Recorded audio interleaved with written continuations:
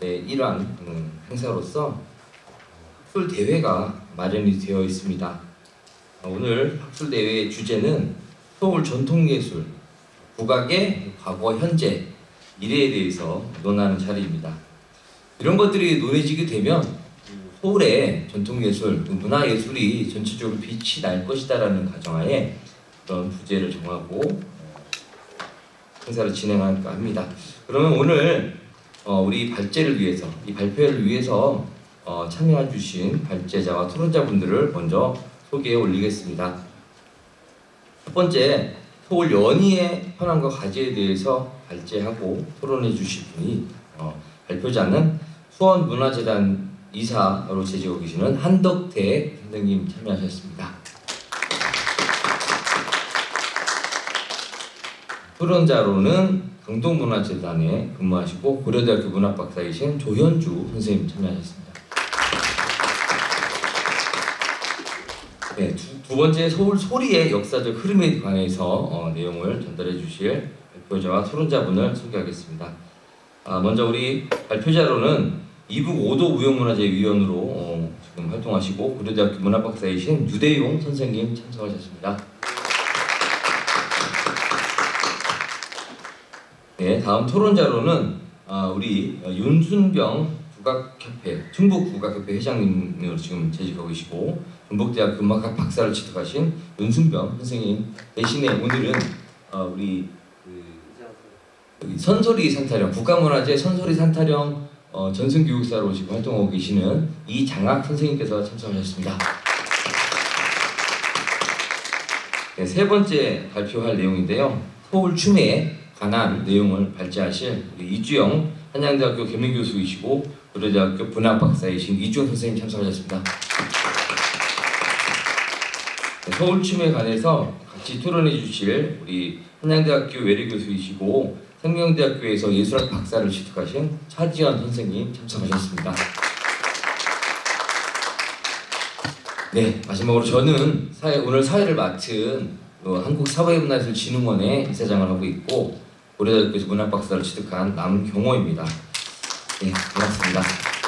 오늘 이 세 가지 주제가 사실 서울 전통예술에 국한된 이야기들은 아니지만은 그래도 우리가 이제 서울이라는 지역 안에서 활동하고 있는 그런 문화예술인으로서 한번 되짚어볼 그런 내용들이 아닌가 생각이 들었기 때문에 이런 내용들을 가지고 오늘 발제를 이어가고자 하는 것인데요. 사실 전통예술의 서울 전통예술의 보존과 전승, 역사적 사실을 통해서 현재 상황들을 한번 파악해 보려고 하고 있고요. 인문예술 콘텐츠계 여기 옆에 계신 전문 학자분들께서 한데 모여서 학제적이고 또 비교 사회문화적 관점에서 서울 연희, 소리, 무용의 미래를 위한 방향성 등을 제시해보는 시간을 가지고 있습니다. 첫 번째로 서울 연희의 현황과 과제에 대해서 발제를 한번 해보는 순서를 가실 텐데요. 서울 연희라는 큰 주제를 통해서 과거에 연희가 어떻게 지금까지 이어져 왔고 또 지금은 어떻게 또 변화가 되어서 더 확장돼 나가고 있는지 그런 내용들에 대해서 우리 한덕태 선생님께서 발제해 주시겠습니다. 네. 사실 서울 연희의 현황과 과제는 단행본으로 한번 나와야 되는 큰 주제거든요. 그 안에서 사실 쪼개야 되는데 일단 그래서 서울을 중심으로 또 뭐 아시는 것처럼 제가 문화재위원도 했지만 또 서울 남산 국악단과 서울 남산골 한옥마을이라는 연행 현장에 있었기 때문에 가장 최근에 이 연희들이 어떻게 변화하고 있나, 그래서 앞으로 어떻게 또 서울의 연희가 좀 창조적으로 개선 발전돼야 할까 하는 부분 중심으로 하겠습니다. 그래서 앞부분은 뭐 보시면 아시겠지만 서론 본론 부분은 기존 자료들이니까 중요한 부분만 좀 얘기하겠습니다. 사실 연희 하면은 되게 포괄적이죠. 특히 2014년에 발간한 한국 전통 연희 사전에 보면은 우리가 흔히 연희라고 생각하는 뭐 이렇게 남사당놀이나 이런 것뿐만 아니라 가면극, 판소리, 창극, 꼭두각시 놀이까지도 다 연희에 포함을 시켰고요. 또 교만 가무이 중에 궁중정제, 무속의례인 굿에서 나온 또 무극, 또 불교 의례인 범패 작법까지도 다 전통 연예 범주에 포함시켰는데 저는 이 글에서는 불교 의례, 궁중 정제 이런 것들은 좀 제외를 했습니다. 그래서 좀 범위를 좁혀서 국가무형문화재와 서울시 무형문화재로 등록된 종목 중 현재 전통예술교육기관에서 연이라는 과목으로 교육하는 탈춤, 굿, 농악, 파생된 남사당 놀이 등으로 좀 한정해서 말씀드릴까 합니다. 서울의 국가무형문화재는 32가지 정도가 되는데요. 이 중에 보면은 특히 이북문화재 같은 경우는 미수복 지역이다 보니까 서울에 주소를 두었죠. 연행은 북한 지역에서 대표적으로 북청 사자놀이나 해서탈춤 같은 경우 북한 지역에서 유래했지만 서울 지역에 주소지가 있기 때문에 보존의 주소지를 중심으로 32개 국가무형문화재가 서울 지역을 활동 무대를 하고 있습니다. 그 중에는 남사당놀이, 북청 사자노름, 봉산탈춤, 강변탈춤, 송파 선대놀이, 서울 세남굿이 있고요. 또 선소리 산타령, 초영무, 학연화 대합 합설무, 불교 관련 의례인 영산제, 수륙제, 불복장, 잡범무 등이 있습니다.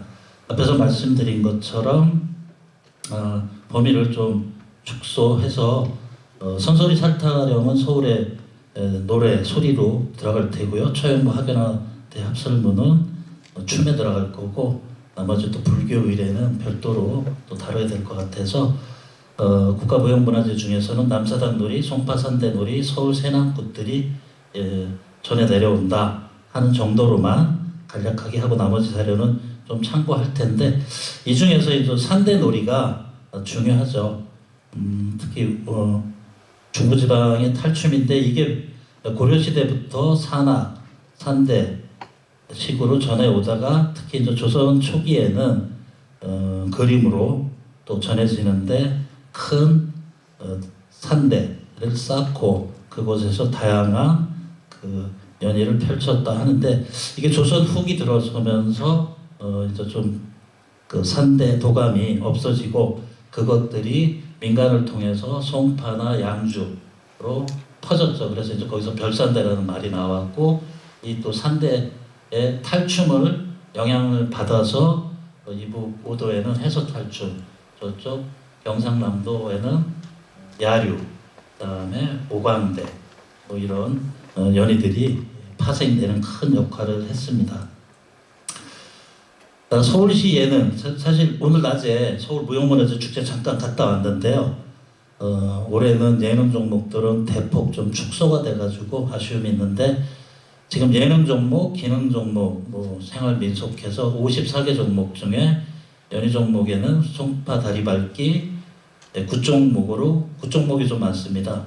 남해장군 사당제, 행당동 아기시 당꽃, 봉화산 도당꽃, 밤성 부금당 도당꽃, 수표교 다리밟기, 삼각산 도당제 등이 있는데 종목 중에서도 서울잡가라고 하는 선소리 산타령, 판소리, 송소 등은 또 노래 부분, 청악 부분에 해당할 테고요. 경제어산이나 생전 예수제는 불교 의례에 해당하니까 여기서는 좀 생략하겠습니다.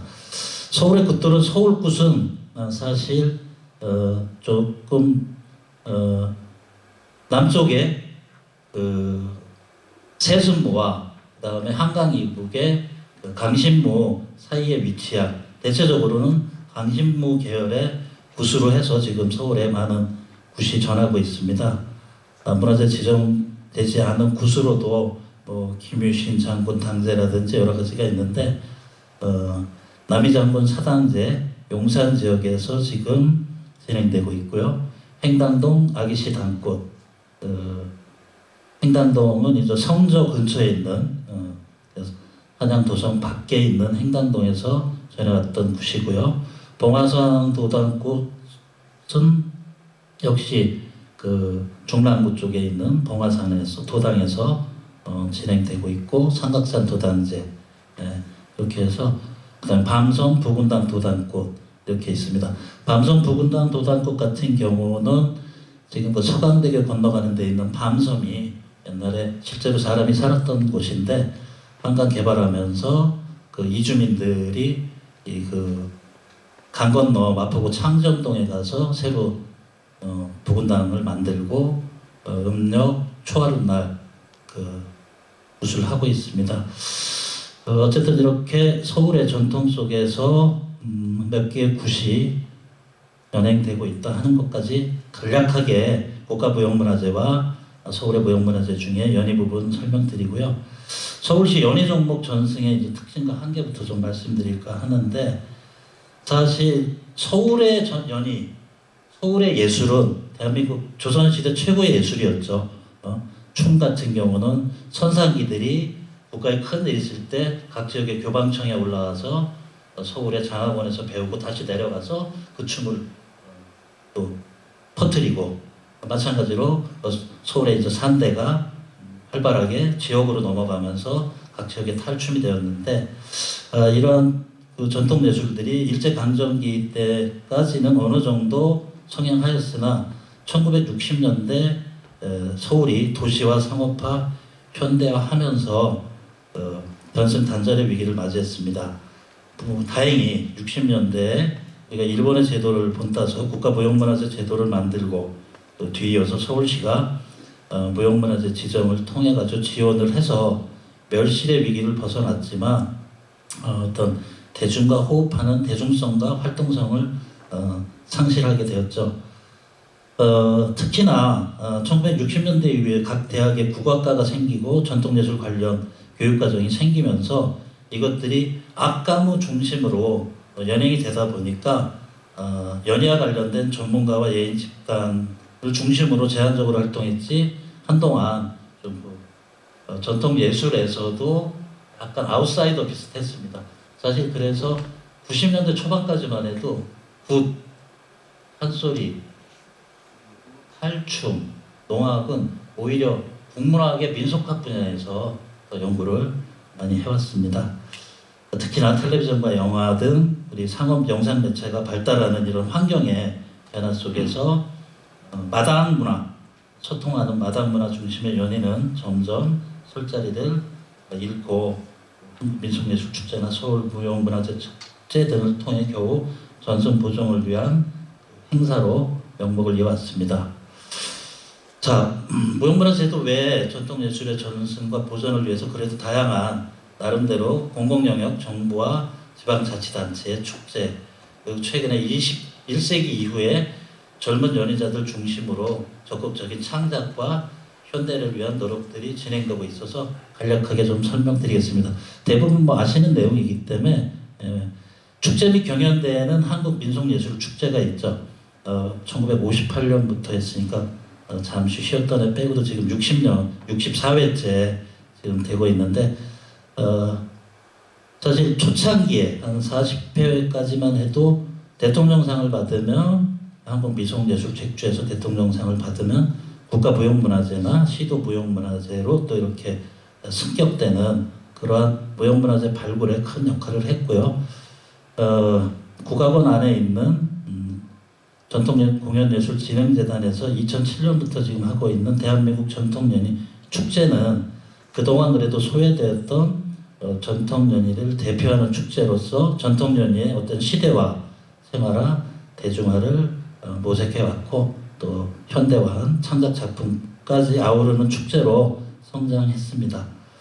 그리고 서울무형문화재 축제가 오늘과 내일도 진행되는데 있고요. 서울의 무형문화를 중심으로 공연, 체험, 전시 프로그램으로 진행되는데, 가끔가다 좀 간헐적으로 좀 축제가 쉬어가기도 합니다. 이게 이제 행정에서 좀 지속성을 가져야 되는 부분인데 아쉬움이 있습니다. 그 밖에 축제로 여러분들 잘 아시는 안동국제 탈춤 페스티벌. 안동국제 탈춤 페스티벌은 우리나라에서 처음으로 연희를 중심으로 해서 만든 축제 중에 대한민국 최우수 축제, 대표 축제, 글로벌 축제까지도 올라간 대표적인 전통문화 관련 축제고요. 노원 탈축제가 조선시대 양주목에 속했던, 노원 자체가 조선시대에는 한양이 아니었죠. 그러다 보니까 역사성이 양주, 퇴계원, 송파로 이어지는 산대놀이 선상에 있다 해서 노원에서 탈춤 축제가 아니라 탈축제로 시민형 참여형 축제로 했습니다.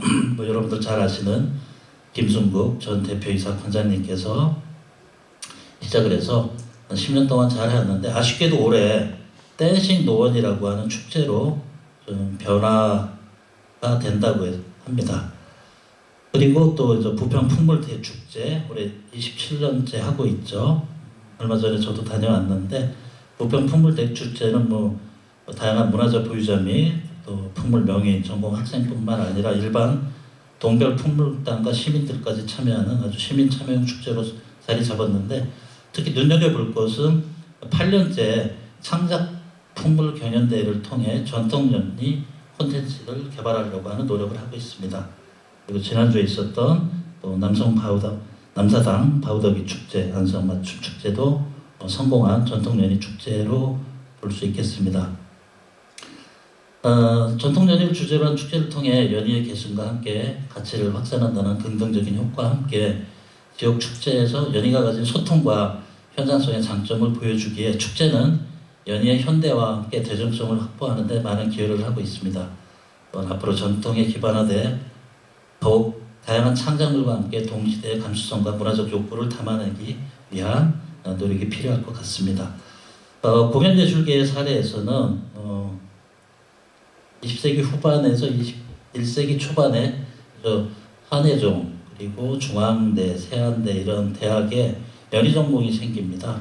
그러면서 젊은 연희자들이 활동하며 지난 10여 년간 단체를 만들어 연희의 현대화 대중화를 위한 다양한 시도를 해왔고 또한 완성도 높은 창작 작품을 선보여서 앞으로 조금 더 연희의 발전을 기대하게끔 하는데요.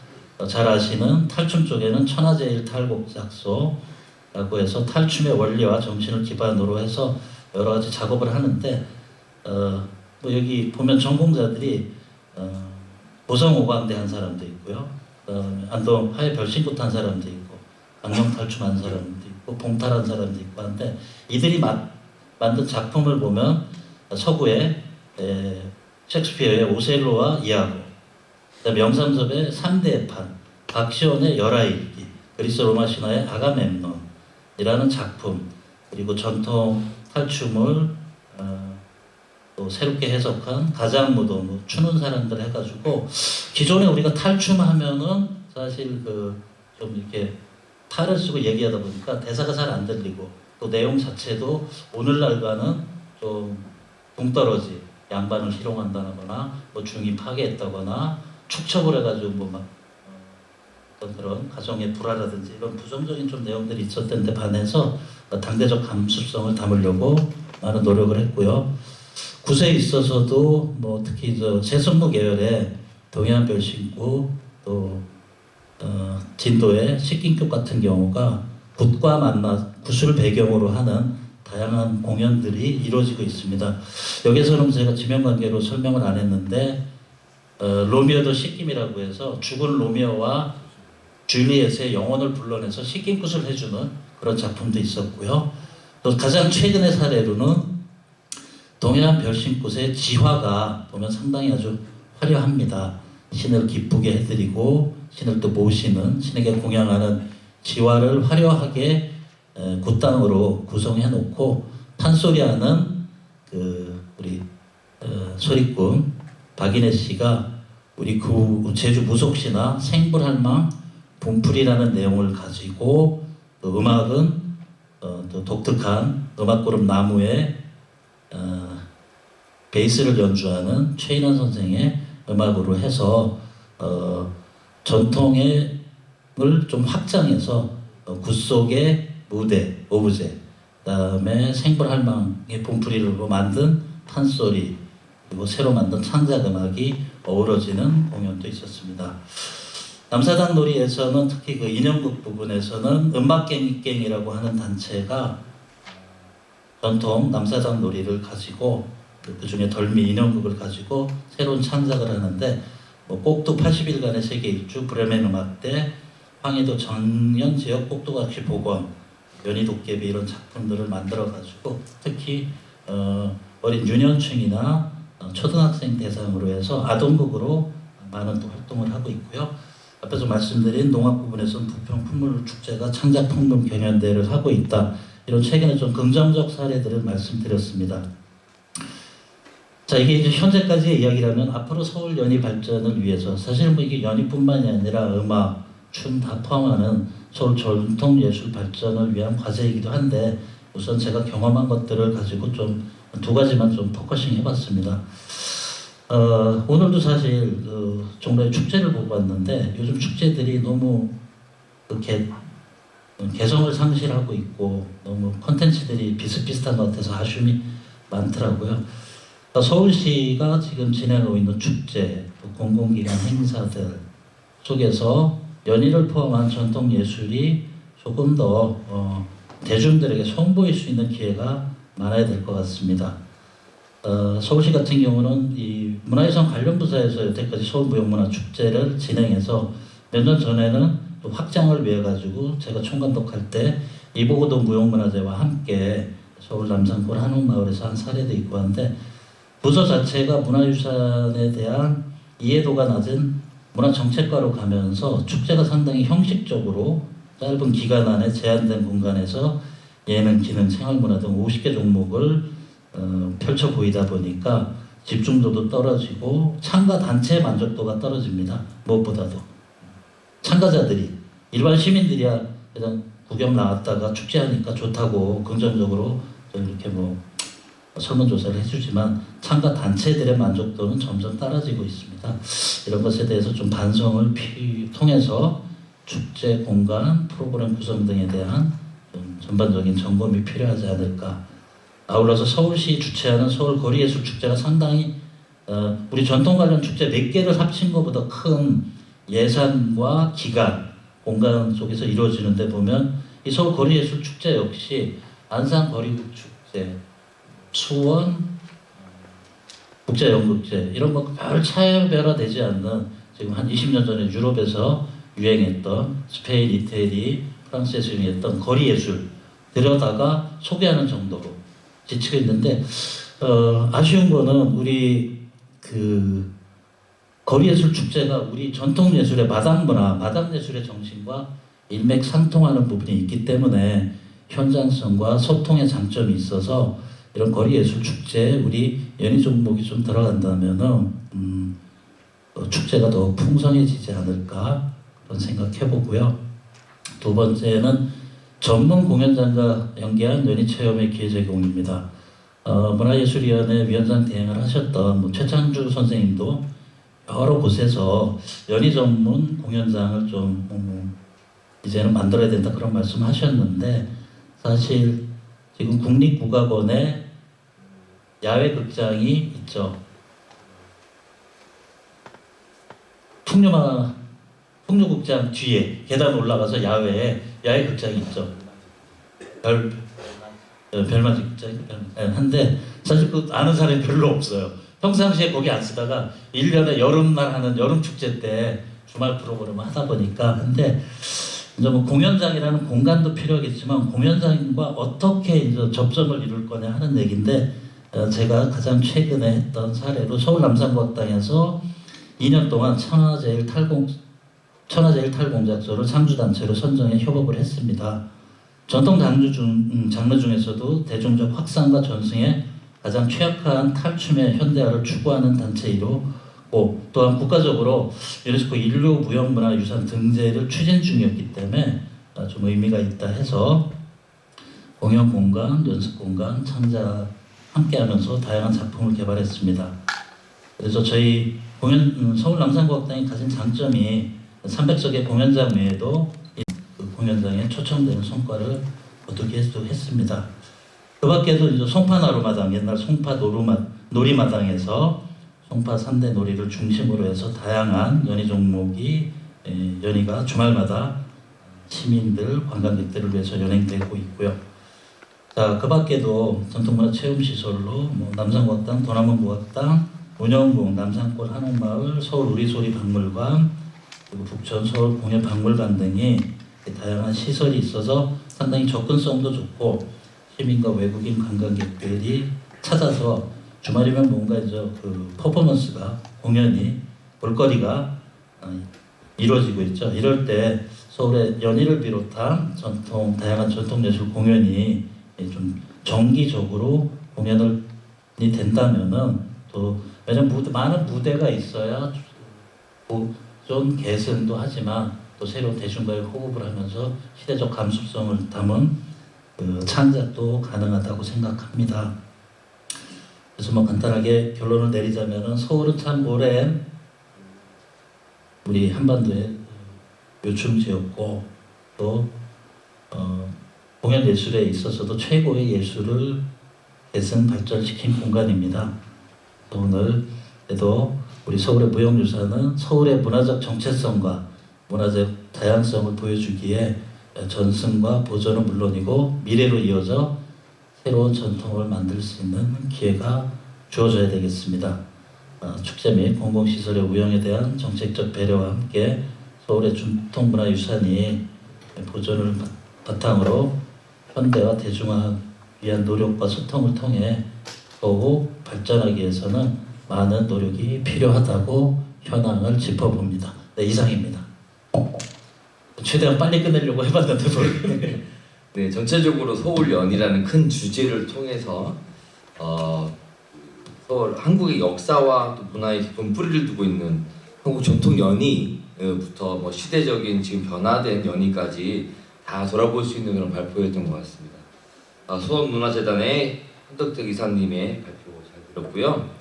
사실 그 서울 연희 종목 현황부터 계승 활용 사례까지 살펴보는 내용들이 충분히 우리가 지금 현재 여러 가지 문화 생활에서 다 찾아볼 수 있는 내용들인데요. 이런 부분들을 가지고 이번에는 우리 고려대학교 문화박사이신 조현주 토론자님으로부터 토론 들어보겠습니다. 네, 서울 연희의 현황과 과제에 대한 토론 발표하겠습니다. 조현주입니다. 네, 본 발제문은 서울 지역의 전통 연희의 현황을 파악하고 또 향후 확산되는 가치와 발전 방안을 모색하는 데 그 목적을 두고 있습니다. 내용은 서울시 국가무형문화재 연희 종목 중 민간 분야의 현황과 무속 의뢰에 대해서 분석을 하고 현재 상실된 그 대중성과 활동성의 한계를 논하였습니다. 연희의 계승과 활동 사례로 예시를 들었고 서울 연희 발전 과제를 위한 제언으로 공공기관 축제의 보완과 연계를 통한 확산, 전문 공연장과 연계한 연희 체험의 기회를 제안하였습니다. 이는 국악 이론가이자 연출가인 발제자의 다양한 경험을 토대로 한 실질적이고 합리적인 제안으로 판단되며 연희뿐 아니라 국악 발전에도 의미가 있는 것으로 보입니다. 저는 다음과 같이 제안 및 질문을 하고자 합니다. 첫 번째입니다.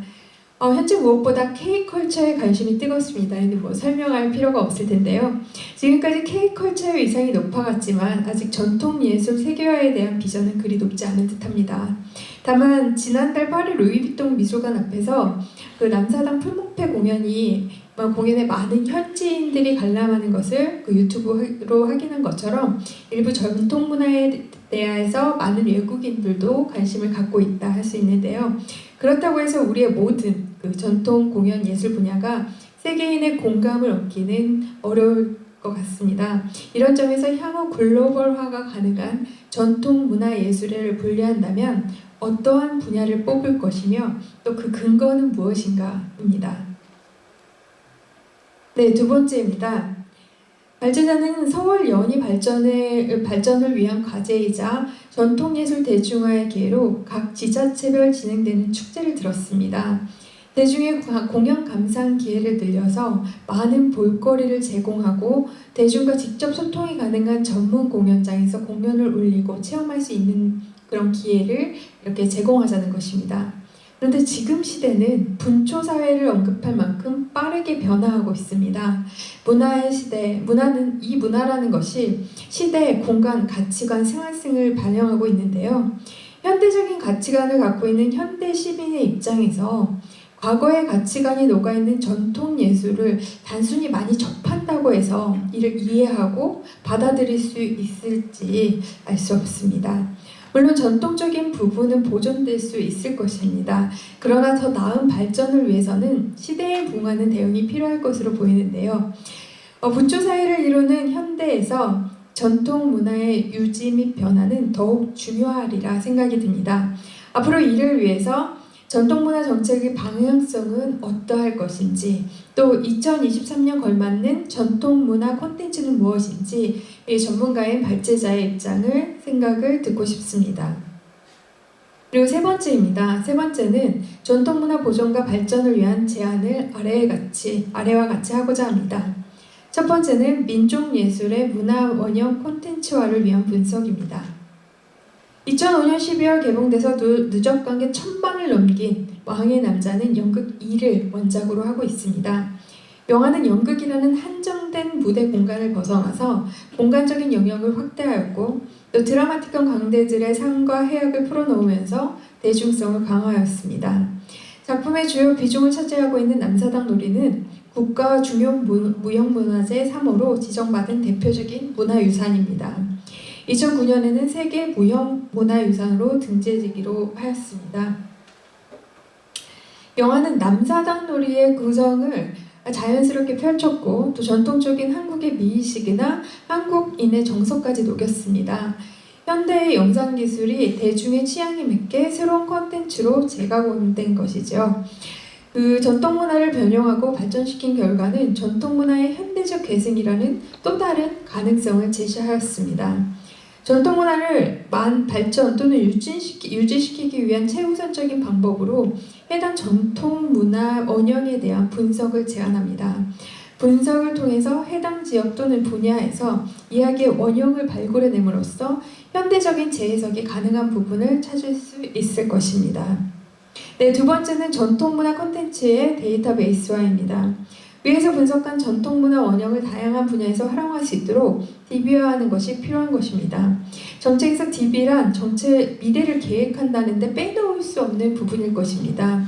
축적된 DB를 바탕으로 해서 음악, 미술, 공연 등 문화예술 전 분야에서 활동하고 있는 유능한 예술인이 참여해 새로운 콘텐츠를 개발한다면 더욱 발전적이고 창조적인 결과물을 얻을 수 있을 것입니다.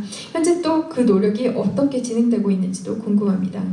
세 번째는 개발된 콘텐츠를 실험할 수 있는 전문 공연장 시설 확보입니다. 물론 발제자님께서 서울의 다양한 공연장에 대해서 언급해 주셨는데요. 그 전통문화 원형을 분석하고 이를 통해서 개발된 콘텐츠가 있다 하더라도 이를 받아줄 전문 공연장 및 시설이 확보되지 않는다면 전통문화 예술이 설 자리는 없을 것입니다. 그러나 전문 공연장이나 시설이라고 할지라도 단순히 공연만 할 수 있는 시설은 큰 도움이 되지 않습니다. 구체적으로 해당 예술인이 창작한 그 콘텐츠를 대중성 있게 작품으로 녹여낼 수 있고 전방위적으로 지원할 수 있는 전문 인력이 확보되어 있는 시설이어야 합니다. 네 번째는 이러한 그 시설에 앞서서 꼭 필요한 것이 보면 자원이라고 생각을 합니다. 지자체 및 지원 당국의 지원은 필수적일 텐데요. 단기 그 전통 문화 원형의 콘텐츠화 및 전문 공연장 시설 확보 등을 위해서는 단순히 의지만 가지고 되는 것은 아닙니다. 그 지자체 및 정책 당국에서 해당 사안에 대해서 보다 깊은 관심을 가지고 지원에 임하는 자세가 필요할 것으로 보입니다. 네, 감사합니다.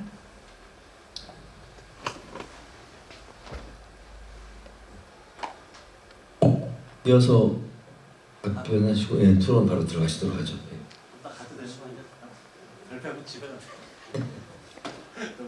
지속성을 갖고 교류하며 확산될 수 있습니다. 그렇기 때문에 어떤 장르가 K컬처를 이렇게 하느냐 참 쉽지 않은 문제인데요. 그나마 좀 리뷰해보면 전통 예술 분야에서는 사물놀이가 가장 글로벌화에 다가가고 있습니다. 사물을 배우기 위해서 한국을 찾아가지고 단기 연수를 받는 사람들도 있고 또 한예종에 입학해가지고 또 사물을 배우고 귀국하는 사례도 있는데요. 또 돌아가서 현지에서 스스로 연습을 하거나 연주를 하는 단체 활동을 하는 경우도 있습니다. 마치 태권도가 전파된 경험, 한류 팬덤들이 자체적으로 현지에서 활동하는 것과 유사한 모습을 사물놀이에서 보여주고 있고요. 가장 최근의 성과로는 국립창극단의 창극 트로인의 연인들이 미국과 유럽의 에딘버러 페스티벌에서 상당히 좋은 평가를 받았습니다. 그 판소리로 직접 접근하는 것보다는 좀 훨씬 우회된 전략이지만 서양인에게 익숙한 그리스 신화를 한국 고유의 판소리를 중심으로 한 창극으로 공연한다는 게 참신하게 느껴졌고 새롭지만 공감할 수 있는 완성도 높은 콘텐츠였다 이런 평가를 받기도 했고요. 또한 얼마 전에 국립국악원이 동유럽에서 폴란드하고 헝가리인가 같은데요. 종교 제례악을 연주하고 현주에서 호평을 받았는데 특히나 우리 문화의 정체성과 차별화된 악가무 일체의 공연이었기에 호평이 있었습니다. 그리고 몇 년 전에는 BTS의 슈가라는 멤버가 어거스티 디라는 개인으로 활동하며 전통음악인 데지타를 현대적으로 해석해 큰 관심을 끌었습니다. BTS 팬덤들, 아미들이 데지타를 보고 오리지널 데지타는 과연 그럼 또 어떤 거냐 해가지고 국립국악원 홈페이지에 정재국 명인의 데지타 영상을 보고 세계 각국 언어로 댓글을 남겨 화제가 되기도 했습니다. 여러 사례가 있지만 글로벌화라고 무조건 대중화나 퓨전화할 것이 아니라 오히려 우리의 정체성을 담고 있는 우리만의 콘텐츠가 경쟁력을 가지고 갈 수 있고 긴 호흡이 필요하지 않을까 생각합니다. 두 번째 질문 관련해서는 사실 제가 지명관계상 다 다루지 못한 제 고민을 정확하게 짚어주셨는데요. 사실 전통의 현대화, 대중화, 세계화 이 화두는 한 세기 전부터 있었습니다. 지난 30년 동안. 근데 딱 떨어지는 해결책이나 방안은 없죠. 액션이 없습니다. 하지만 민간 분야에서 정책적으로 공공기관에서 노력해 와서 보면은 30년과 비교했을 때는 상당히 그래도 진일보했다 이런 말씀을 드릴 수 있는데요. 제가 이제 축제를 말씀드린 것은 우선적으로 이제 대중적 확산과 체험의 기회를 제공하는데 지금 현재 별도의 추가 예산 없이도 현재 축제를 좀 활용해보자 취지에서 말씀드린 것이지 축제만이 유일한 해결책이 될 수는 없을 것입니다. 다만 긴 호흡으로 공연 현장을 비롯해 정책, 교육, 축제 등 다양한 분야에서 노력과 협업을 통해 조금씩 전진하며 방향을 변화시킬 수 있고 돌아보면 지난 시간들이 그러한 변화의 물결이 조금씩 방향이 바뀌었다고 생각합니다. 사실 그동안에 예술교육을 학교교육과 많이 연계를 시켰었는데 인구 절벽으로 학령 인구가 줄어드는 현실에서 학교 교육을 통한 가치 확산과 대중화에는 한계가 있습니다. 추가해서 말씀드린다면 오히려 시니어 교육 쪽으로 리타이어한 시니어 교육 쪽으로 평생 교육 쪽으로 방향이 좀 전환되지 않을까 생각합니다. 국립무형유산원이 생기고 국악문화진흥법도 제정이 되고 최근에 무형유산 보호법도 개정이 되는 등 법적, 제도적 보완과 함께 조금씩 변화하고 있습니다. 이에 발맞춰서 무형문화유산을 국가만이 지원 육성하는 것이 아니라 광역지자체를 포함해 개별 지자체들도 함께 노력을 해야 되고 무엇보다도 제도적 개선과 함께 예산이 확보가 되겠죠. 근데 모든 분야에서 예산 확보를 얘기하기 때문에 이것은 우리 전통예술뿐만이 아니라 1%의 문화예산 그리고 지금 상대적으로 삭감된 문화예산을 좀 제자리를 돌리는 위한 노력들이 행정은 물론이고 전문가들이 앞장서서 좀 함께 입을 맞춰야 되지 않을까 생각을 해보고요. 전통예술이라고 저는 보존과 개선만 할 것이 아니라 무형유산 아니라지 않습니까? 형체가 없는 무형유산은 감수성의 변화, 그렇지 충금으로 표현한다면 이제 춤사위, 피지컬의 변화 이런 다양한 우리가 환경의 변화에 대응해야 된다고 합니다. 그래서 그 속에서 지켜야 될 가치, 그래서 우리가 원형이라는 말을 안 쓰고 전형이라는 말을 쓰지 않습니까? 문화유산으로 지켜야 될 가치와 함께 오늘날을 살아가는 동시대의 감수성을 함께 담아내는 필요하다고 생각합니다.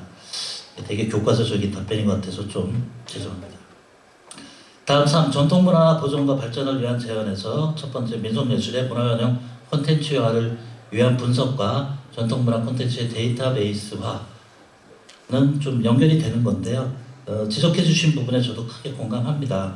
단순 연행이 아니라 앞으로 개선과 창작, 활용을 위한 아카이빙과 문화원형 콘텐츠화를 위한 노력도 필요합니다. 사실 과거 콘텐츠진흥원에서 문화원형 사업을 추진했습니다. 수년간 600억 원이 넘는 예산을 투입을 했는데 이 사업 추진체의 전문성 부족과 또 잦은 담당자의 이직, 고직이동, 그다음에 예산 및 행정의 지원의 한계가 있어 아쉽게 사업이 퇴출되었는데요. 그나마 국립국악원 그리고 국립무형유산원, 국립문화재연구원 그리고 예술의 전당에 보면 자료원이 또 있습니다.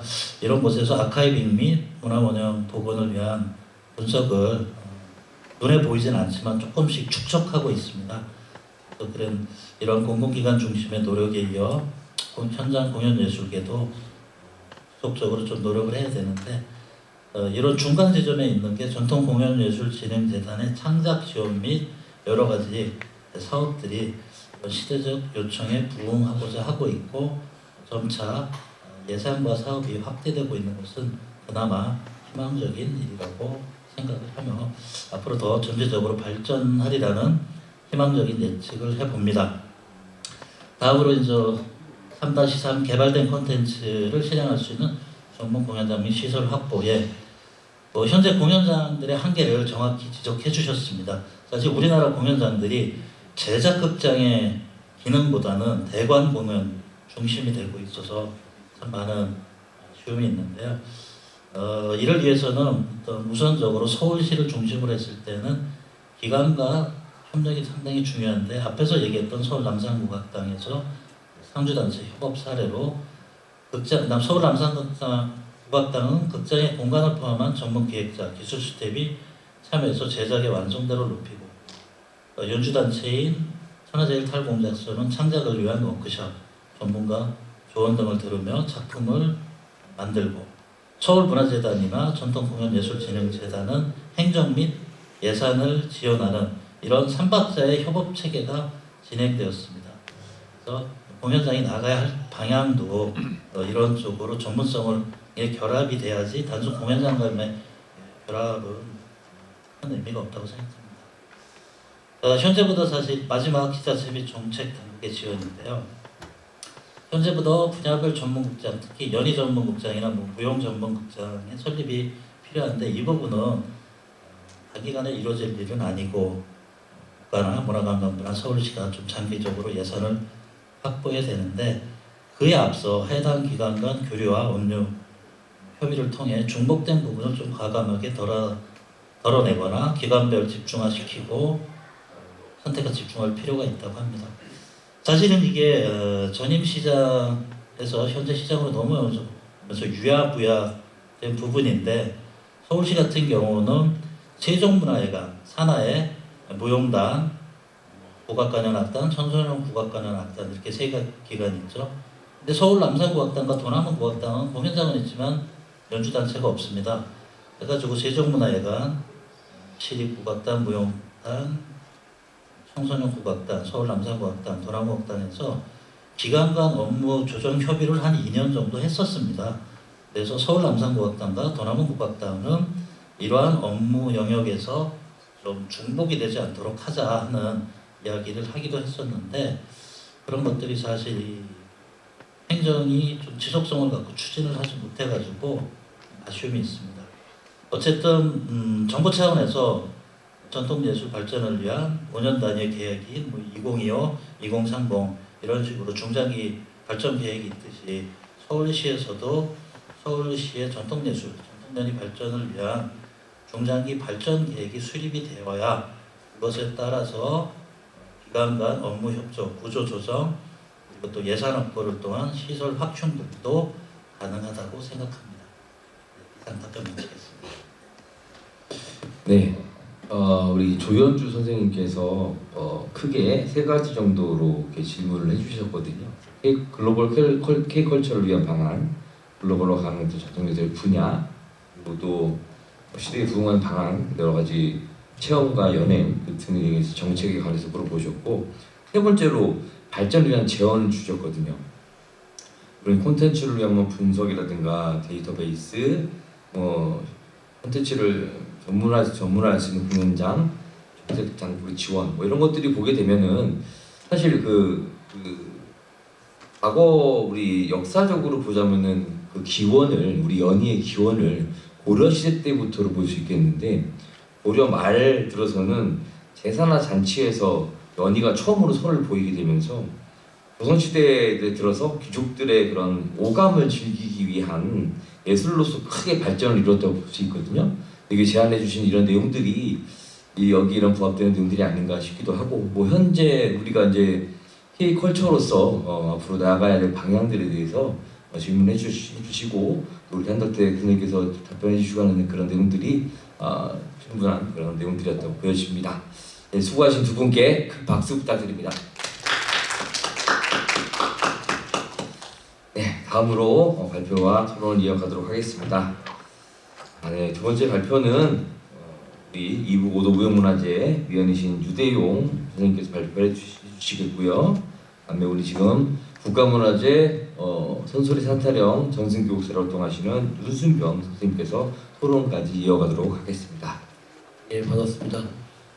우선 용어 정리를 먼저 하겠는데요. 소리란 말과 노래란 말의 차이가 있어서 지금은 같이 쓰이지만, 옛날에 노래라는 것은 가곡, 가사, 시조 등 정가를 말하는 용어고, 소리는 판소리나 민요, 잡가 같은 것을 말하는 용어였다고 합니다. 그러니까 제가 오늘 정가 얘기는 안 하겠다는 뜻이고요. 또 한 가지는 잡가와 민요의 차이가 있는데, 민요는 원래 일반 아마추어들의 노래고 잡가가 프로페셔널들의 노래예요.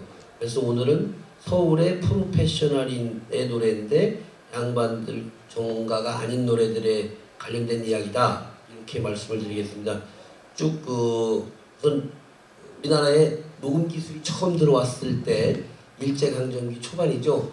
녹음 기술이 처음 들어왔을 때 최고 명창이었다고 하는 박춘재라는 사람의 음반을 분석해 본 결과, 지금 현재와 어떤 차이가 있냐면, 첫째, 지금 경기창하는 사람들처럼 그냥 노래만 부르는 게 아니라 판소리 마냥 안일이 됐다는 거예요. 그 다음에 그래서 배경 설명을 하고 관객들에게 이 노래를 알아들을 수 있게끔 이야기를 하고 노래를 했다는 특징을 알 수가 있었고, 또 한 가지는 견말이라고 그래가지고 우리나라 가장 큰 특징인데, 우리나라 개그를 견말이라고 하는 거예요. 동음이어 기법인데요.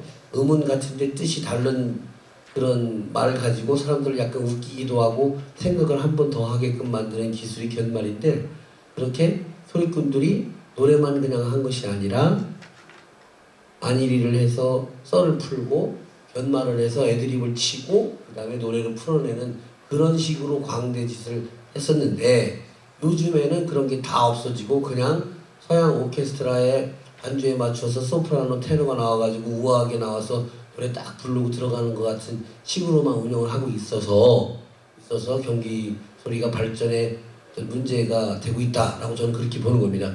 가장 대표적인 예가, 판소리 하는 사람들은 나와가지고 아니하고 웃기기도 하고 이렇게 노래하니까 명창 한 사람 나오면 20분 30분씩 무대를 휘어잡는데, 경기 소리 하는 사람들은 3명씩 짝을 져가지고 무대에 나와서도 10분도 못 버티고 내려가는 이유가 안일이 생략, 견말 생략이기 때문에 그렇다. 그 점 두 가지와 또 한 가지가 이제 경기 소리가 너무 점잖해졌다.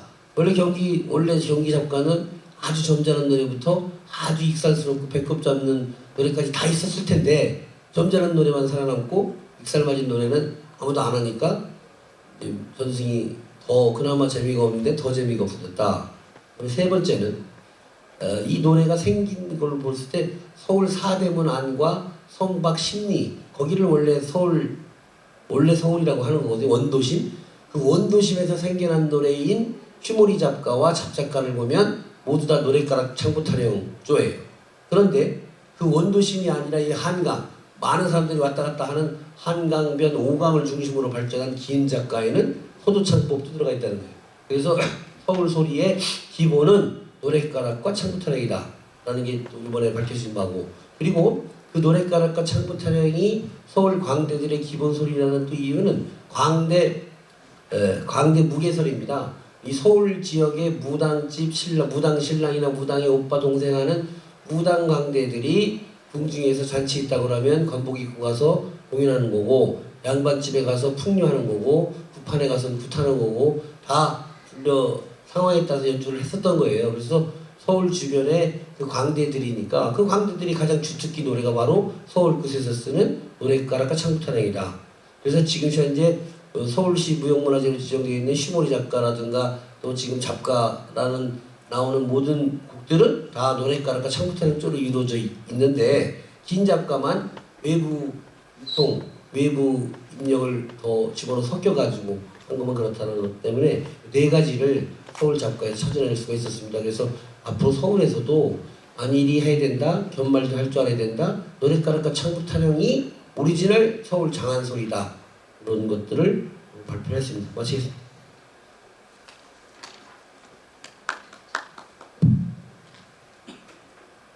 네, 지금 발제해 주신 유대영 교수님의 말씀에 동의를 하면서 저도 소리를 하는 사람으로서 요즘에 최소한 제가 소리를 가르칠 때도 이 곡이 어떤 곡이며 지금의 소리하는 자리에 어떤 자리인지, 또 내가 할 소리에 대해서 어느 정도 이해를 관객들한테 시키면서 소리를 해야 된다는 얘기를 하는데, 오늘 유 교수님의 말씀에 전적으로 동의를 합니다. 몇 가지 의문점에 대해서 질의하고자 합니다. 첫 번째로 그 소리꾼은 안일이를 해야 한다고 하셨는데, 박춘재가 안일이를 해서 인기를 부과했으니 우리도 안일을 해보자라는 의미인가? 라는 거에 어떤 말씀드리고, 경기 소리도 이전부터 안일이를 하는 것이 전통이니 우리도 박춘재처럼 안일이 전통을 이어가자는 의견이신지, 또 둘째, 견말을 할 줄 알아야 한다고 했는데 점잖지 않은 소리도 할 줄 알아야 하는 것인가? 라고 주장하셨는데, 현 시대 소리 학습의 시스템으로 볼 때 소리꾼의 성별 차이나 공연물의 장르적 특성, 공연 장소의 특수성 등을 감안해서 감안하여 고찰한다면 실현 가능성이 있을지 의문이다 라는 것입니다. 또 발표자의 세부적 방안이 있으신지, 또 셋째, 휘머리 잡작가의 음악적 예를 들어 원도심 즉 서울 장안의 소리는 노랫가락과 창부타령이 근간이라고 주장하셨는데, 긴 작가의 음악 형태는 노랫가락과 창부타령이 근간이라 할 수 없다. 작가라는 범주로 바라볼 때 김 작가와 휘머리 작가, 잡작가는 왜 이런 차이가 있는 것인가? 라는 점. 또 넷째, 서울의 소리꾼 에 대해 무계 출신설을 주장하셨는데 본문에 자세히 설명하지 않아 독자가 이해가 좀 어렵다. 무계 출신 광대설에 대한 자세한 설명이 있어야 한다. 또한 서울소리 노랫가락과 창부타령을 근거로 한다는 이론도 무계 출신 광대설이 이론적 배경이라고 생각한다. 이게 마치겠습니다. 네, 고맙습니다. 제가 글 건성건성 써서 자세하게 설명을 못한 점 저도 인정합니다. 첫 번째 말씀하신 거, 박춘재가 안일을 했기 때문에 인기를 끄는 게 아니라 경기소리도 모든 소리꾼들이 안일을 하고 했었던 거라는 거예요. 그래서 경기소리는 안일이 안 하는 것을 없애야 된다는 얘기고요. 두 번째, 견말 할 줄 알아야 하는데 현재 시스템상 어렵지 않느냐라고 말씀하셨는데, 그래서 저는 이걸 주장합니다. 그 말하기 합법이라고 해서 연극과에는 합법이라는 그 수업 시간이 있어요. 그것처럼 국악과에서도 성악 전공자들에게 재담이라는 과목을 만들어 가지고 모든 성악 전공자들은 조리 있게 말하는 기술 같은 것을 교육시키는 시스템을 해야 된다, 뭐 이런 생각을 갖고 있습니다. 그래서 제가 이런 책도 한번 써보려고 생각도 있어요. 그다음에 세 번째, 시모리 작가, 잡작가는 노랫가락과 창폭탄행이 근간이 맞고 긴 작가는 아니에요. 근데 그 이유는 뭐냐면 서울 시모리와 잡작가는 도성 안에서 생긴 소리고 긴 작가는 한강변에서 생긴 노래라 차이가 있다.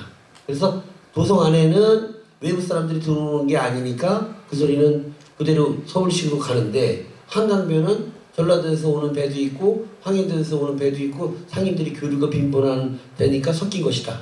그런 제 주장입니다. 네 번째, 무계 출신 광대선은 이미 이제 학설에 나와 있는데 아까 제가 말씀드린 거랑 똑같은 겁니다. 그 무당의 노래를 잘하거나 춤을 잘 추거나 악기를 잘하는 사람은 무당집 자식 아니면 기생이에요. 둘밖에 없는 건데 무당집 자식은 뱃속에서부터 배운 거고 기생은 나중에 커서 학습해서 배운 거예요. 그러니까 무당 쪽이 훨씬 더 센 거예요.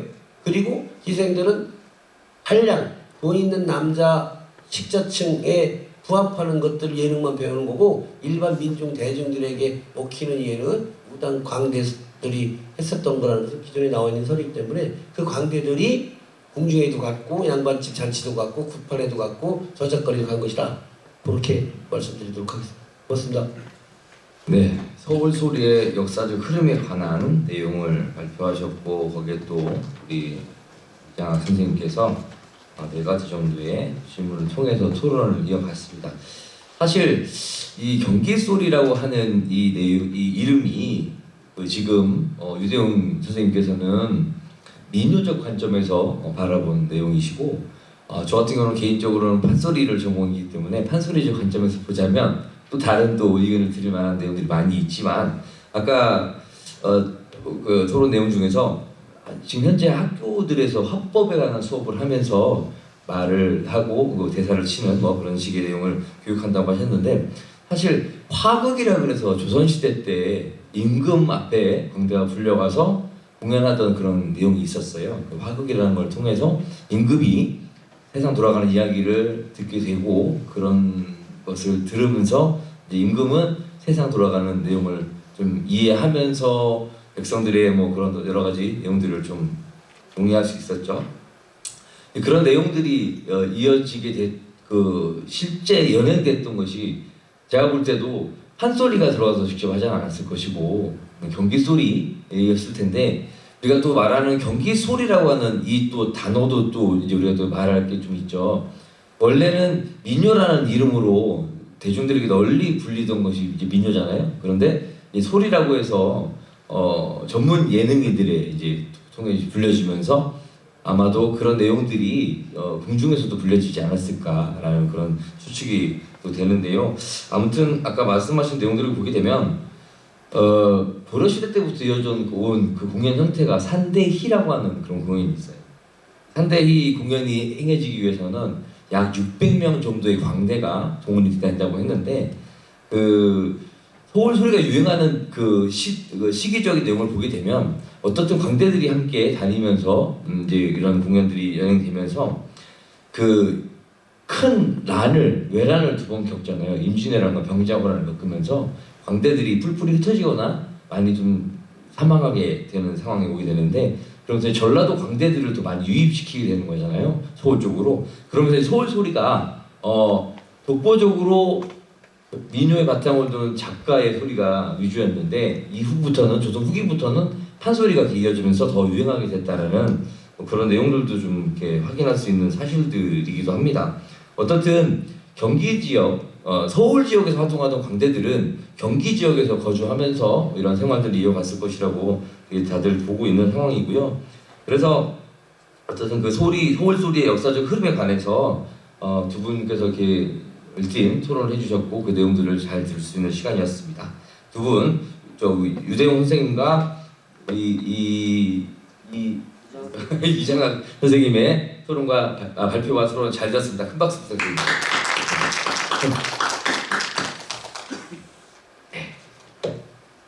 정리하는 발언을 좀 줄이도록 하겠습니다. 네.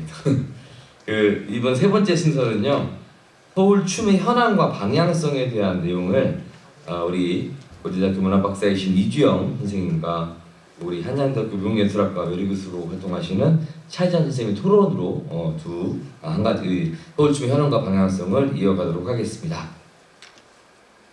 네, 세 번째 발제를 맡은 이주영입니다. 앞서 연희하고 소리 쪽을 했는데 저는 서울춤에 대한 현황 그리고 방향성에 대한 논제를 가지고 이야기를 할 예정인데요. 그게 세 가지입니다. 하나는 서울춤을 어떻게 접근하고 바라볼 것인가. 두 번째는 서울시 무용문화재 쪽에서 무용문화를 중심해서 현황을 진단하고 마지막에 확장성에 기반해서 서울 지역의 춤의 방향성을 좀 종합적으로 탐색하는 것이 이 글의 핵심입니다.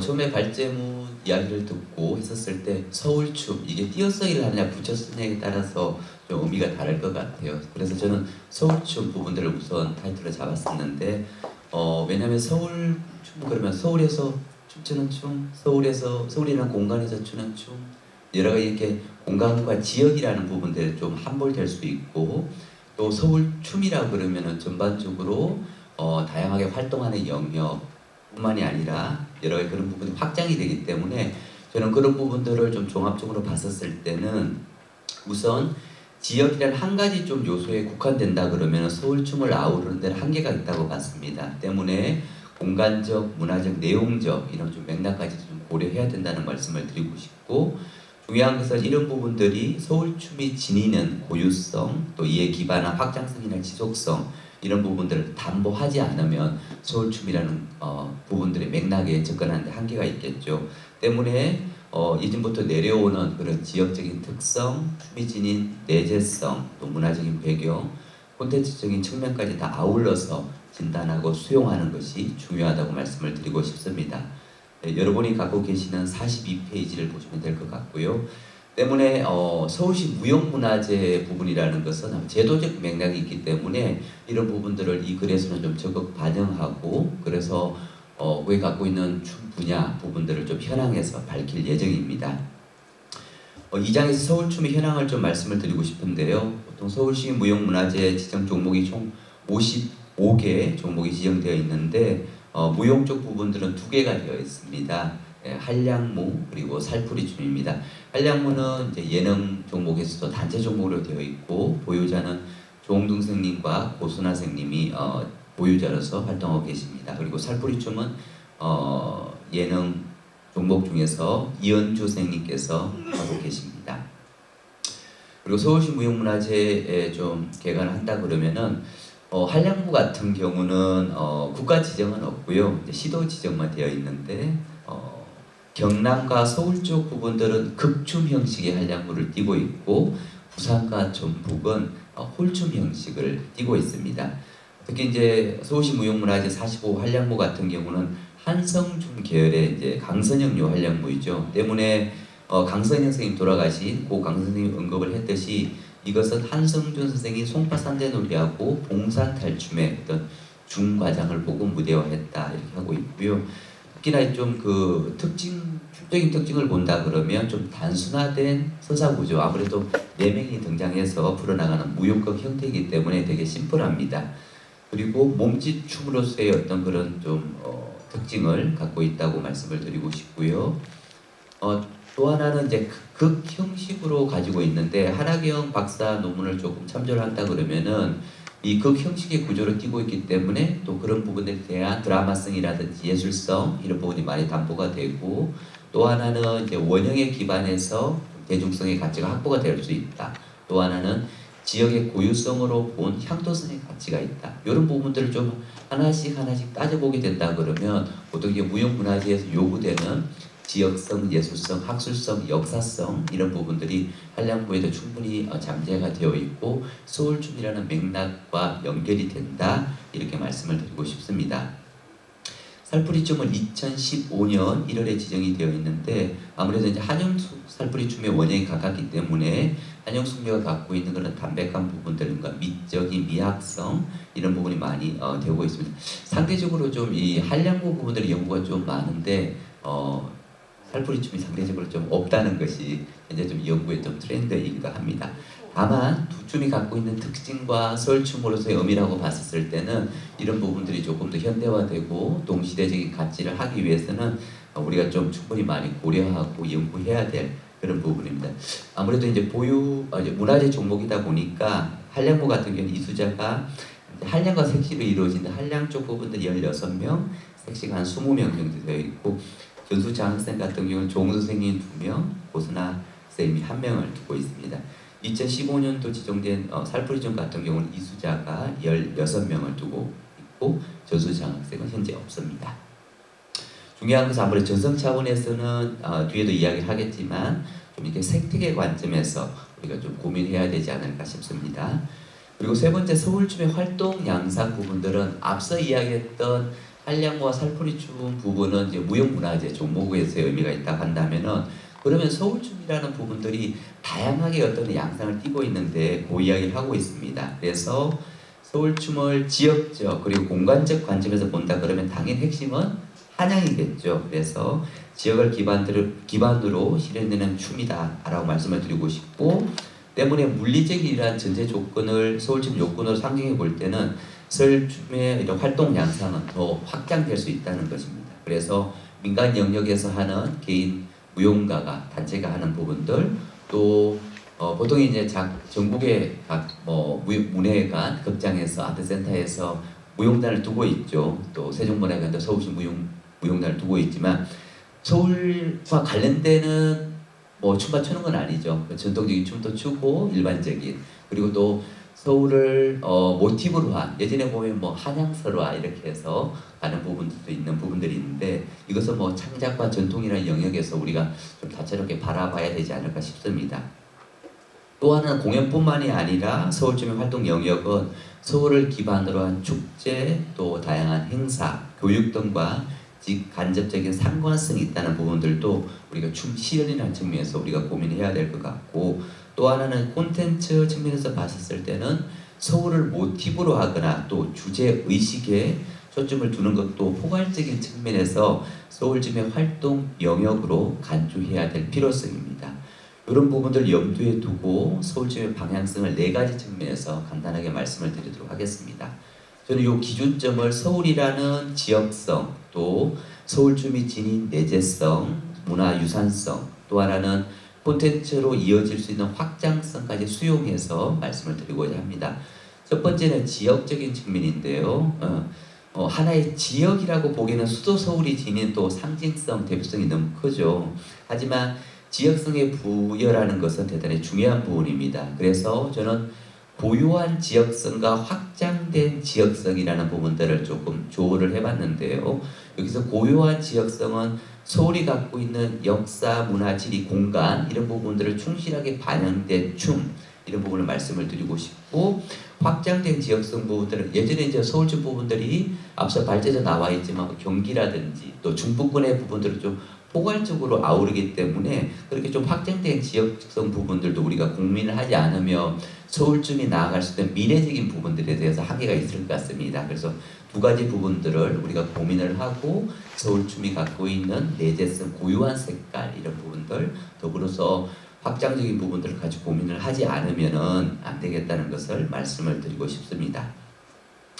2번째는 내재적인 측면인데 여기서는 서울춤이 지닌 가장 우리 예술의 영역에서 봤을 때 예술성 또 춤이 갖고 있는 춤 장르가 갖고 있는 춤성 이런 부분들을 포인트로 잡았습니다. 때문에 서울시 무형문화재 한량무 또 살풀이춤 특징에서 발견되듯이 이런 고유성 발현 부분들이 너무나도 중요하다는 걸 말씀드리고 싶고 이것이 우리가 공개 행사에서 했었을 때 원형과 전형을 띠는 그런 부분들도 있지만 재해석을 한다든지 또 변주를 했었을 때는 근간을 두되 얼마나 이것이 형식적인 미화 또는 미학적인 구조적인 미학성 또 여러 가지 미적 범주가 있겠지만 그런 부분들을 춤에 기반해서 전통 춤에 기반해서 해석의 변주, 안무와 실현 이런 부분들이 좀 종합적으로 아우러졌을 때 무대 활성화 이런 부분이 되지 않을까라는 말씀을 드리고 싶고요. 더불어서 예술과 춤성이 이제 안에서 밖으로 이게 원심력과 구심력이 돼야 될 텐데 그러기 위해서는 좀 그것이 잘 될 수 있는 플랫폼 구축이라든지 또 뭐 프로그램과의 효율적인 운영 이런 부분들이 뭐 극장의 공간 확보나 또 관객의 접근성 이런 부분까지 어우러졌을 때 발전의 속도는 더해지리라고 봅니다. 세 번째는 문화유산적인 측면입니다. 아무래도 문화재로서의 가치 구현은 문화유산이 사라지지 않고 오늘이라는 현재, 지금, now라는 이런 부분에 있어서 대단히 중요하다는 말씀을 드리고 싶습니다. 때문에 이런 문화유산이 서울의 문화유산의 가치가 극대화되기 위해서는 전성 생태계 확립이 되게 중요한 부분입니다. 생태계 부분들이 우리가 물리적인 부분들이나 어떤 자연과학에서 이야기하는 부분들이 있지만 이런 문화유산 관점의 부분들에 있어서는 이런 선순환 구조를 이루기 위해서는 대단히 중요하기 때문에 어떤 전성의 측면이 대단히 필요하겠죠. 때문에 전수자부터 보유자까지 이런 부분이 있는데 인적 자원이 좀 지속적으로 될 수 있는 제도적, 정책적, 현장의 어떤 그런 부분들 물론 이제 잘 되고 있지만 그런 부분들이 조금 더 고도화되고 지원 체계 이런 부분들 잘 돼야 되겠죠. 뭐 국가시정, 시도시정도 마찬가지지만 또 옆에 우리 토론자인 또 이보고도 보유자님도 계시지만 이런 부분들이 좀 잘 되는 것들도 어떤 문화 전성의 생태계 부분들에 도움이 될 것 같습니다. 또 하나는 전성 플랫폼 이런 거를 말씀을 드리고 싶습니다. 여기에서는 제도화된 법제적인 측면도 있지만 공간적인 부분들, 콘텐츠로 되기 위한 여러 가지 그런 다양한 요소들 그런 까지 아우른다는 것도 말씀을 드리고 싶고 그 다음에 교육에서는 학교 교육과 사회 교육이 다 아우르기 때문에 요새는 평생 교육에 대한 관점도 되게 중요하잖아요. 그래서 이런 부분들도 무형문화유산을 위해서 필요하고 또 하나 이제 오프라인도 중요하지만 이제 디지털 시대 그래서 AI 시대라고 많이 하고 있기 때문에 이런 디지털 시대에 맞춰서 춤 유산이 좀 같이 신장이 이루어질 수 있도록 그런 춤 환경 마련이라든지 춤 제작 환경 조성 또 인력 보강 전문가 양성 이런 부분들이 좀 교육적인 측면에서 중요하다는 말씀을 드리고 싶습니다. 그리고 문화유산의 창조적 발전은 원형과 창작이라는 투 트랙이 있기 때문에 그런 부분들도 앞서 말씀드린 것처럼 원형이 갖고 있는 부분에 대한 본질을 훼손하지 않고 가는 부분들 두 번째 또 대중성과 확장성을 소구하는 측면에 있어서 전통의 창작과 변주 이런 부분들도 우리가 고민을 해야 된다는 말씀을 드리고 싶고 끝으로 이제 콘텐츠적인 측면은 말씀을 드린다 그러면 콘텐츠가 갖고 있는 가장 어떤 핵심적인 부분은 지적성이라는 인자를 가지고 있다고 말씀을 드리고 싶습니다. 모여진다는 것은 결국에는 하나의 상품이 되기 때문에 그런 부분들이 정말 서울춤이라는 측면을 봤을 때 문화의 가치 사슬 구조, 소위 말해서 생산과 유통과 소비가 잘 이루어질 수 있는 그런 구조가 잘 돼야 될 것 같고 또 콘텐츠의 어떤 개발과 확장이라는 관점에 봤었을 때도 서울집의 콘텐츠를 강화할 수 있는 그런 부분이라고 할 수 있을 것 같습니다. 더불어서 문화의 상품성 진작이 되게 중요하겠죠. 이것은 경영적인 측면에서 바라보는 어떤 단순한 일방향이 아니라 좀 예술성이 담보된 어떤 상품성을 말씀을 드리고 싶습니다. 끝으로 서울춤이 지니는 이런 내재성과 서울 지역춤이 지니는 외연성이 함께 확대돼야 된다는 것이 제 논지 중에 하나입니다. 네, 이상으로 마치겠습니다. 경청해 주셔서 감사합니다.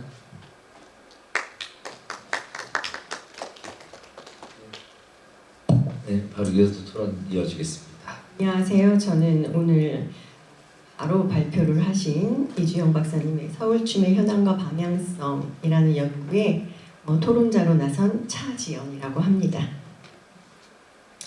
이주영 박사님은 이번 발제문에서 서울춤이 지니는 다층성을 포괄적인 관점으로 바라보면서 전통예술 발전을 제고하는 측면에서 집중적으로 논의하셨습니다. 특히 서울이 가지는 지역성과 서울춤이 지닌 내재성, 그리고 문화유산성, 또 콘텐츠로 이어질 수 있는 확장성까지 수용해서 제안하셨습니다.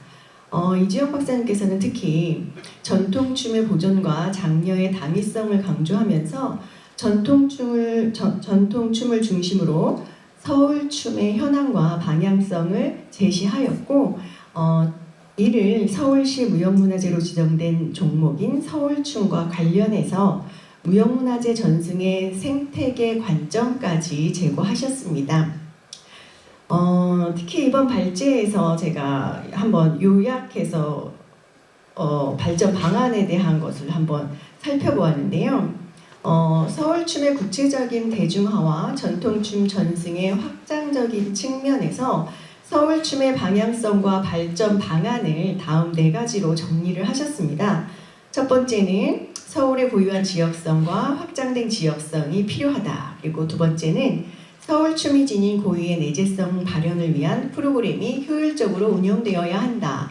그리고 세 번째는 서울춤의 문화유산 가치 극대화를 위한 실천 방안이 필요하다. 그리고 마지막으로 콘텐츠 개발 구조와 환경 조성에 기반한 춤 콘텐츠 개발 방안을 제시하셨습니다. 그런데 저는 이 자리에서 여전히 오랜 세월 똑같이 문화예술에 대한 발전 방안을 논하는 것에 조금 아쉬움이 있습니다. 오랜 연구 끝에 나오는 모든 발전 방안들은 시대를 거듭하면서 우린 여전히 이 자리에서도 다음 자리에서도 발전 방안에 대해서 논의할 것입니다. 그 이유는 제가 생각해 보아하니 여전히 우리 예술인들은 이러한 정책 안에서 보호받지 못하고 있는 게 아닌가. 그래서 여전히 아쉬움이 남고 계속 지속적으로 방안을 모색하는 게 아닌가 하는 생각이 들었습니다. 그래서 저는 사회적인 변화에 따라서 우리 문화예술의 정책 또한 변화되어야 한다고 생각합니다. 더욱더 실효성 높고 또 문화예술인들이 언제든지 보호받고 그 안에서 활동할 수 있는, 마음껏 활용되고 활동할 수 있는 방안들이 정책적으로 보호받아야 된다고 생각하게 되었습니다.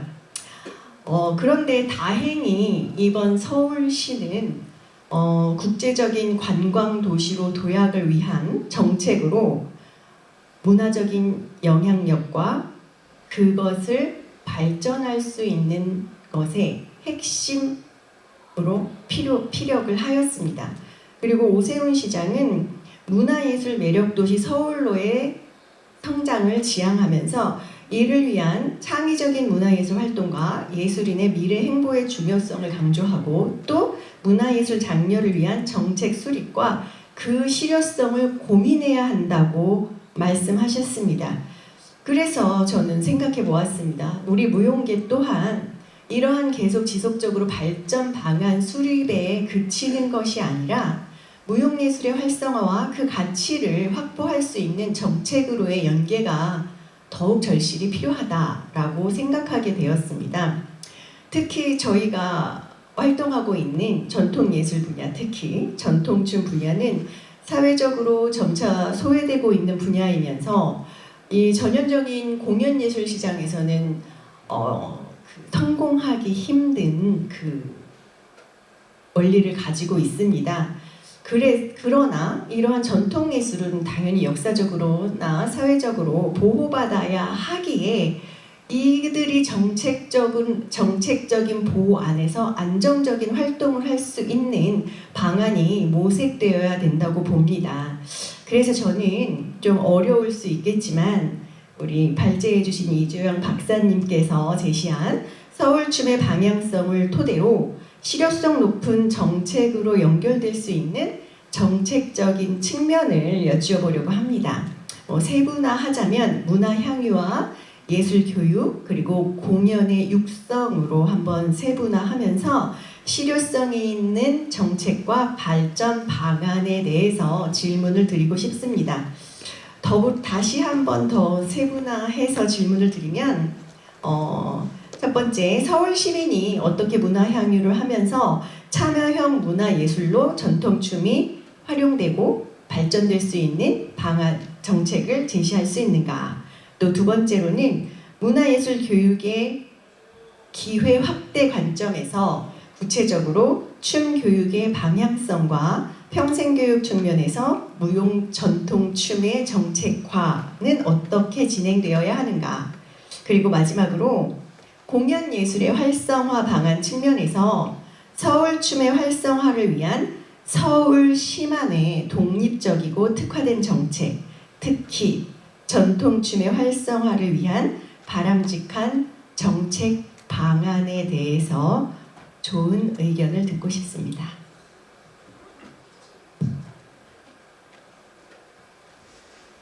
네, 차지연 우리 선생님께서 아주 진지한 질문을 많이 해주셨습니다. 내용을 보게 되면 무용예술 활성화에 관한 내용들이 뭐 분명한데요. 거기에서 이제 실효성을 담은 정책과 여러 가지 발전 방안, 전체적으로 봤을 때 전통예술 전체의 활성화를 위한 정책들이 나와야 된다. 그런 내용을 담아서 질문을 해주셨습니다. 정 박사님 준비되셨죠? 네, 토론 이어가겠습니다. 네, 차지현 박사님이 오랫동안 연구도 하고 또 관련된 또 무용 쪽에서 오랫동안 활동하고 계시기 때문에 또 여러 가지 그런 아쉬운 부분들, 또 춤에 대한 한계성 이런 부분들을 정책이라는 카테고리 속에서, 그리고 또 질문을 3번 한다 그러면 또 몇 가지를 나누어 주셔서 질문을 주셨는데요. 좋은 토론 먼저 감사드리고요. 실효성 있는 정책은 사장되지 않고 정말 피부에 와 닿아야 되는 그런 정책이죠. 기본적으로 정책이라고 할 때는 공공정책을 말하는데, 이 부분들이 또 예술 정책으로 또 좁혀서 춤 정책으로 간다 그러면 더 디테일해야 되고, 관련되는 부분들의 니즈를 충분히 수용돼야 된다는 기본적인 말씀을 드리고 싶습니다. 특히나 정책을 입안하는, 특히나 그 정책 형성 단계에서는 정책자의 의지가 되게 중요하죠. 결국에는 그것이 이제 방향 속으로 이어지고, 그 방향이 실질적으로 정책이 집행되고 마지막 단계의 평가까지 이루어지는 그런 전체적인 정책 과정이라는 그런 부분이 연결이 되는데, 그래서 아까 현 서울시 정책 부분들을 문화예술 매력도시 서울 이렇게 했습니다. 일단 이런 슬로건을 그렇다는 것은 의지가 있다는 것이기 때문에 좀 고무적이라는 말씀을 드리고 싶고, 또 하나는 이것을 조금 몇 개를 한 3번에 본다 그러면은 광화문의 세종문화는 있지만 또 뭐 제2 세종문화회관, 노들성, 또 여러 가지 그런 부분들을 좀 거점을 마련해서 그런 부분들을 풀어나가서 결국에는 모든 문화 정책은 문화 서비스라는 측면에서 대단히 중요하기 때문에 그런 수요자에 대한 공감, 관심도 또 지원에 대한 이런 부분이 있다는 것은 일단 고무적이라고 생각합니다. 그래서 이런 부분들이 전반적으로 계속 그런 니즈를 수요자에 대한, 특히 무용, 춤에 대한 그런 부분들도 같이 이렇게 이어질 수 있도록, 중요한 것은 이런 부분들이 계속 의견이 계속 전달이 돼야 되는데 계속 목소리를 많이 내야 되겠죠. 이런 부분들이 필요하다는 것도 말씀을 드리고 싶고, 또 하나는 문화재청 소속 기관이 전주에 국립무용유산원이 있는데, 서울에도 서울무용유산 이런 부분이 하나 있으면 어떨까 싶습니다. 정말 컨트롤 타워가 있었을 때 이 부분들이 전체적으로 전문성도 담보가 되고, 아까 실효성 있는 정책을 힘주어서 말씀을 주셨는데 실효성이 담보가 될 것 같아요. 그래서 그 부분들이 좀 기관 부분들이 있어서 하나 조금, 물론 시간도 많이 걸리고 전체적인 타당성이나 여러 가지 그런 부분들, 예산적인 부분들이 돼야 되겠지만, 이런 부분은 이게 국가적인 정책 시정에서 하나 고민하게 되면은 좋은 컨트롤 타워로서 정책과 행정 부분들이 제도와 행정에서 같이 발맞추어서 실효성을 담보하지 않을까, 그런 생각을 해봤고요. 또 하나는 모든 것을 이제 공간이라는 부분에서 콘텐츠가 생산되고 또 소비되고 하는 구조이기 때문에, 서울시에 25개 자치구가 있잖아요. 그렇기 때문에 이런 부분들이 죽어있는 아트센터가 아니라 정말 지역 자치구를 조금 공간을 좀 극대화될 수 있는 부분들이 시 문화예술과 무형문화재과 정책과에서 뭔가 전통춤이라는 부분들을 뭐 의무까지는 아니지만 뭔가 쿼트제 같이, 영화도 그런 게 있잖아요. 있는 것처럼 전통춤의 일정 부분들을 좀 배정을 해서 그 지역에 있는 부분들, 예술가 또 전통춤 하는 부분들이 될 수 있는 그런 부분들 플랫폼을 좀 마련하는 것들도 대단히 좀 중요한 맥락이지 않을까 싶고요. 또 하나는 거버넌스 구축하는 게 되게 중요할 것 같습니다. 서울의 문화정책 부분 한다 그러면 서울시라는 어떤 가장 컨트롤 행정기관이 있지만, 그것 하나 지원기관이 뭐 서울문화재단, 또 연구적인 측면에서 스포팅하는 서울연구원 이런 부분이 있기 때문에, 이런 부분들이 조금 같이 또 3자를 같이 잘 되어, 물론 이제 기관들 협의도 하겠지만 좀 유기성도 더 높여야 될 것 같고, 요새는 이제 문화재단이 뭐 광역에 있는 기초가 많이 있지만 서울문화재단이 뭐 지원도 하지만 또 사업 특히 18개 창작 공간 부분도 많이 있는데 우리 전통주 부분에서도 이런 부분들을 조금 더 많이 좀 집중을 하고 지원하고 실질적으로 이것이 정책이 피부로 와닿으면 내가 하는데 뭐가 잘 되네 이런 느낌까지 와야 되거든요. 그렇게 예산적인 부분도 대단히 중요하고 그것을 할 수 있는 인큐베이팅 할 수 있는 교육과 또 우리 토론하는 선생님 같은 유능한 예술가가 좀 많이 교육하는 현장성에서 서울에서 할 수 있는 여러 그런 부분들도 하는 것이 대단히 좀 중요하지 않을까 생각이 드립니다. 아까 또 교육도 중요한 부분을 말씀을 지적을 해주셨는데 정말 학교 교육, 사회 교육이 정말 전체적으로 아우른다 한다 그러면 평생 교육 관점에서 가야 되기 때문에 결국에는 공연이라는 것은 경험제라는 속성이 있잖아요. 뭐 우리가 쉽게 말로 고기도 먹어본 사람이 먹듯이 정말 어릴 때 경험하고 또 청소년 때 경험하고 이런 부분들이 있어서 정말 세대별, 연령별 이렇게 맞춤형 부분들이 좀 되게 되면은 그것이 이제 교육과 현장 또 앞서 그것을 테두리를 하고 있는 환경과 정책적인 부분에서 같이 수용이 되고 좀 유기적으로 이어질 것 같습니다.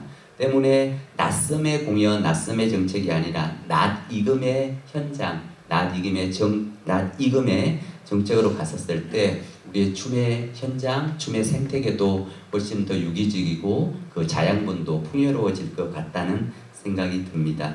몇 가지 좀 두서없게 말씀을 드렸는데 여러분 서울시의 문화 정책이 춤 정책이 잘 입안되고 이어져서 우리의 문화 서울 춤이 잘 지역을 담되 정말 지역을 뛰어넘을 수 있는 그런 탄탄한 서울 춤이 되기를 기대합니다. 네, 감사합니다. 네, 발표 잘 들었습니다. 사실 이주영 박사님 준비하신 발표물을 보게 되면 서울춤이 한량무와 살풀이 춤을 중심으로 문화재로 확장되어지는 경향을 보이고 있다는 내용들이 거의 주 내용이기 때문에 이런 지금 토론을 통해서 나온 내용들이 담기지 못했었거든요. 서울춤의 현황 그것이 서울시 무형문화재 무형 분야에서만 연구해서 좀 아쉬운 면이 있었고 서울춤의 활용 양상이 다양하게 연구됐으면 좋겠다 싶었고 그런 부분들이 그래서 다 나타나지 못했지만은 지금 차지원 우리 박사님의 질문에 따라서 여러 가지 내용들을 말씀해 주셔가지고 뭐 궁금증이라든가 서울춤에 대한 이해가 좀 더 있을 수 있었습니다. 그리고 게다가 일단 차지원 박사님께서는 서울춤의 발전을 위해서 뭐 전체적으로 전통예술 전체의 발전을 위해서 정책적인 내용들을 실효성 있는 정책적 내용들 많이 제안해 주셨잖아요. 뭐 그런 것들이 볼 때도 이주환 박사님이 서울춤의 방향성을 분명히 방향성에 대한 더 힘을 실을 수 있는 그런 내용들이 아닌가 싶어집니다. 자, 이렇게 오늘 제14회 아차산 전국 국악 대제전이 성황리에 열렸고요. 오후에 이어서 이렇게 세 가지 주제를 담아내는 서울 전통예술, 국악의 과거, 현재, 미래, 서울이 빛나다라는 이런 아주 거창한 제목으로 오늘 토론회를 학술 포럼을 진행해 봤습니다. 오늘 발제해 주신 먼저 서울 연희에 대해서 연구하시고 토론해 주신 한덕택 조현주 선생님이셨고요. 두 번째로 서울의 소리 작가를 중심으로 발제해 주셨고 거기에 또 오늘 사실은 윤순병 우리 충북 국악협회장님께서 오셔서 토론하셔야 되는데 거의 이 도로 사장 때문에 지금 자리에 와 계시거든요. 우리 윤순병 회장님과 박수 한번 보내주시고 선생님께 감사합니다. 늦게라도 오셔서 감사합니다. 아무튼 이 토론은 이어서 우리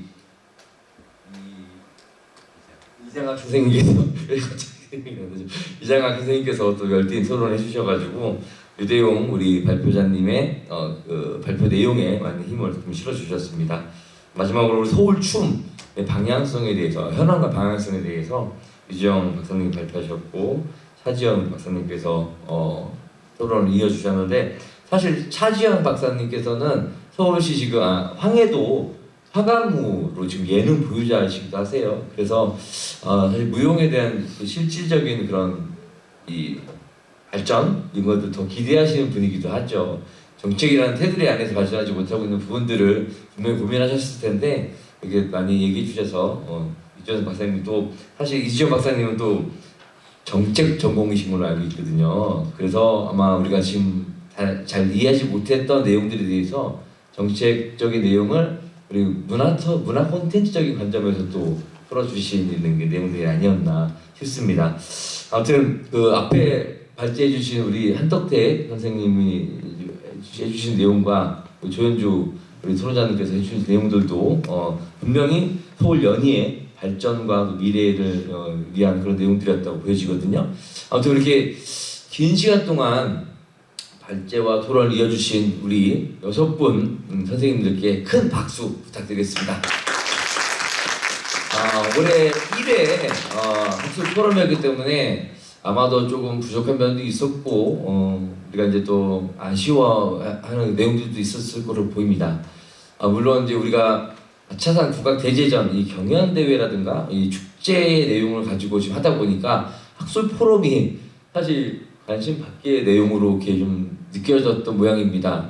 참가자들이 함께 해줬으면 더 좋았을 텐데 오늘은 이렇게 마치도록 하고요. 15일 날 또 우리 아차산 국악 대제전 학생부 경연이 또 이어지고요. 축하 공연이 또 이어집니다. 그런 행사에도 함께 해주시고 우리 같이 또 기뻐해 주시고 즐겨주셨으면 좋겠다는 말씀 드리면서 오늘 포럼 마치겠습니다. 고생 많으셨습니다. 감사합니다.